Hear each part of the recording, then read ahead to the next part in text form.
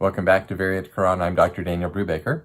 Today is a day just for answering some of your questions from previous videos. So if you want to see if your question got answered or hear what others have asked and how I respond, hang around, and we'll be doing that over the next few minutes.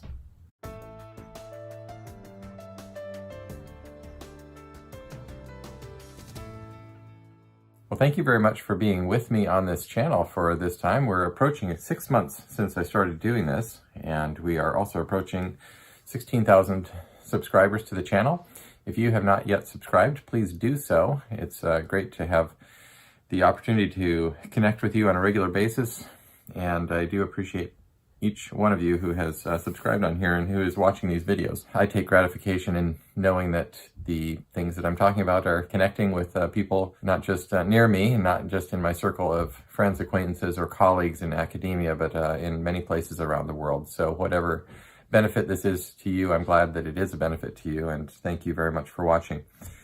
Well, let's get right into it. Today I am going to be answering a few questions, and the first question here is, I don't believe you until we test the ink that we used and see how old it is. And that was from the video talking about the Allah insertions in a number of early Quran manuscripts. The question of the dating of ink is something that comes up frequently, and I may have addressed it briefly in the past, but the problem with testing the manuscript page is that the parchment can sit around for a while before it gets written. Now, we don't always assume that it would have sat around for a long time before it got written on, but you have to keep that as a possibility, whereas ink doesn't sit around for a long time before it gets put on the page. Yeah, I've hoped for the possibility to test ink many times myself, and there are people who are looking into whether this can become more viable. It would be possible, in fact, to test some inks,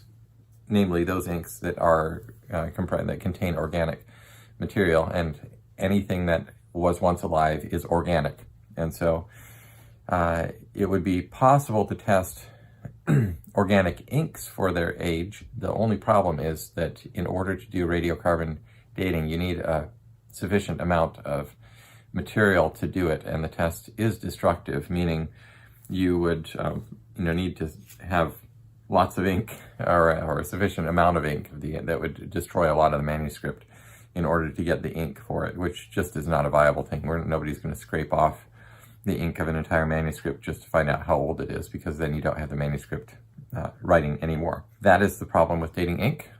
All of us would love to be able to have a way to date ink to see when closer to the time that the manuscript was written. But I will point out that the same problem that we have when it comes to dating the page of the manuscript would exist when it came to the ink, but to a lesser degree, and probably a significantly lesser degree.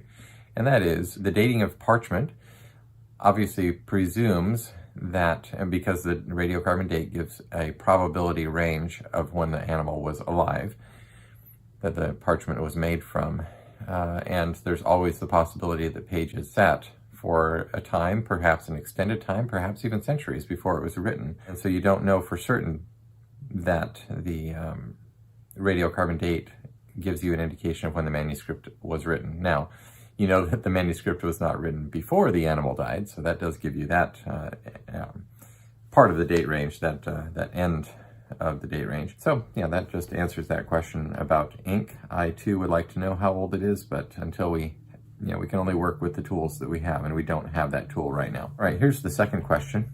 It comes from Robert W.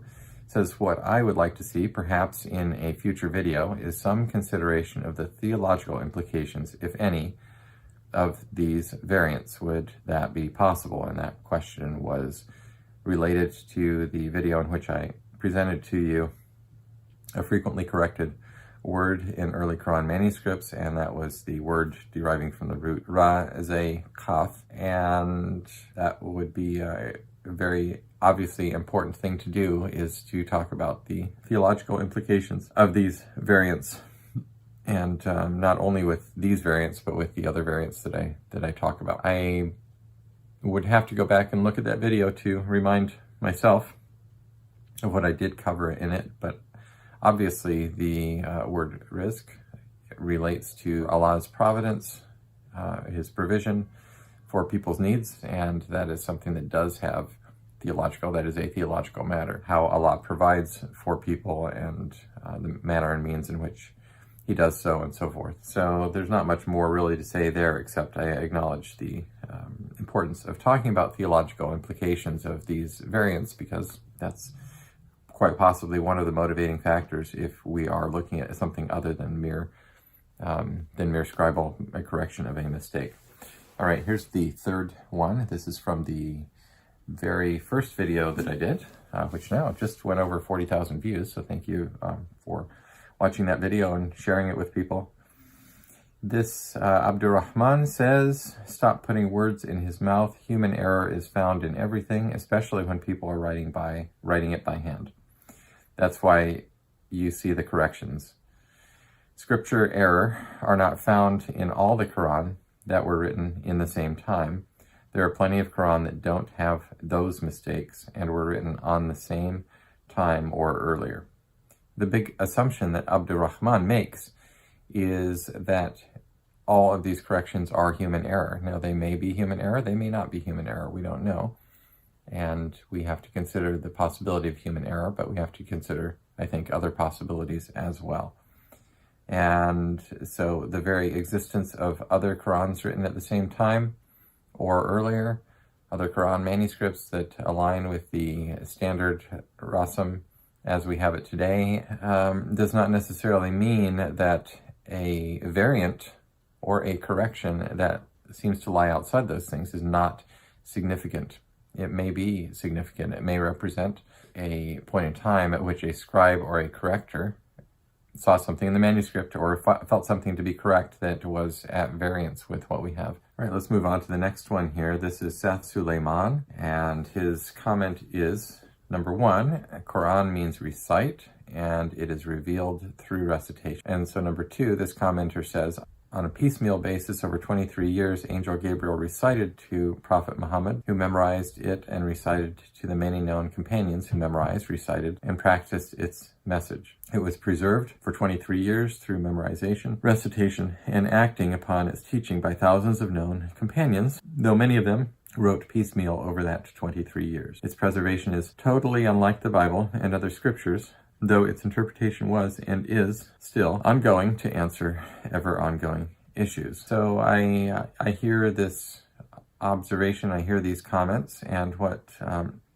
Mr. Suleiman has expressed is the traditional account of how the Quran was delivered, initially written down, preserved and passed along during the time of Muhammad's life and afterwards. And yeah, there's no question that that is the traditional account. So what I'm doing when we're looking at the manuscripts is to weigh the traditional account, which was not written down, by the way, until sometime after the events that they describe, and to look at the manuscripts and see if they can align with that or if they give us more information. And the manuscripts do, in fact, give more information, and what we're trying to do is square that and think about that as a good historian. All right, here's the next comment. It's from Bigger Bond. And this commenter is talking about the interview with Dr. Asma Hilali. This commenter says, so first she states that these are school texts, that is, presumably written by students who are learning the Quran. Then she states that the variations are not variations but variants. And finally, the variations are glosses. This commenter says, I don't believe a word. If there are variations between the subtext and the supertext, then this cannot be explained to be some kind of comment or explanation. It shows an evolution of the text. Well, I will just comment on this, that I do think that there's a lot to be discussed around this. I don't personally feel completely compelled by the explanation of the school text, of it being a school text, but I think it needs to be considered as a possibility. I think the things that speak against it being a school text are, number one, the expense of the material. It does not seem like the sort of thing that would be used in a school exercise. Here's the last question that I want to talk about today. It's from Mohsin al-Haq. If this man knew about ahruf and kira'at, A little knowledge is dangerous. People here also like, yeah, Quran has errors. I am laughing at their ignorance. Read something about 7 ahruf and 10 qira'at of Quran. You will find all answers of it. And so I don't know that this comment needs an answer necessarily from me, except I will just turn the question back on the commenter and say that, as I put out this information, and this question was on one of my earlier videos where I showed multiple instances of correction and variation on a single page. And, obviously I'm sharing and describing the things that I've found. And if you find an explanation for these things in the literature of the Qira'at and Ahruf, then please leave the mention of those in the comment section. My suggestion has been that most of the things that I'm presenting to you, I have not found in those literatures. In other words, they exceed the bounds of what is mentioned. And that was the case with my doctoral dissertation. Now, maybe there are sources that I'm not familiar with, or other things that I haven't taken into consideration. But certainly, if this is open to the world, and so if you find variations that are accepted in the Ahruf or the Qira'at, then please post them here on any of my videos that make reference and describe corrections or variations. And so that's it. That's all I really want to talk about today. Wherever you are in the world, thanks for watching. We'll talk to you again soon.